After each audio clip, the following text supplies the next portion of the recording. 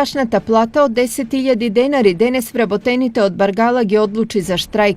Во работните хали тие и не влегоа, бидејќи се незадоволни и од висината и од динамиката на исплатените плати. На 15 требаше да земеме плата. Пишаа ни огласната табла дека на 17 ќе земеме. Ние на 17 бевме на работа. До 2,5 часа. Вечерта у 8 ни звонат дека од утре да не доваѓаме за тоа што нема плата. Ајде ќе дадам јас моите 10.000 дарки што ми ги дадел, нека воде, нека биде домаќин со 10.000 дарки.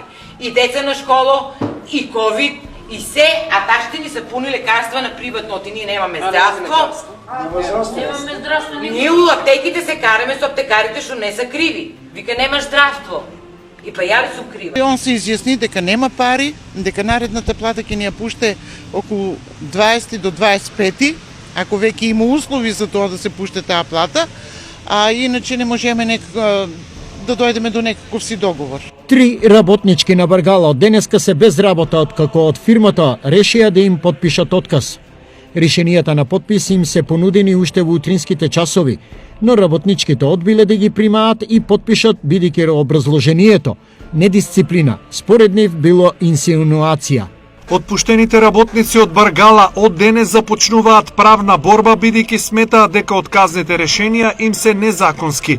Приговор во што имаме отказните решенија што ги имаме добием. Меѓутоа сега треба ние лично да го однесеме таму, а пред Баргала не ни примат нас. Важно газдата наумче што лаже дека сме одбиле работа, тоа не е точно. Сите имаме сметки, сите имат кредити, банките гонат. Одек? Не знам како ќе преживееме. Здравство колку време немаме. На секоја жена од нас треба и лекар. Со нови проблеми и неправилности се соочуваат стотината отпуштени работници од Баргала.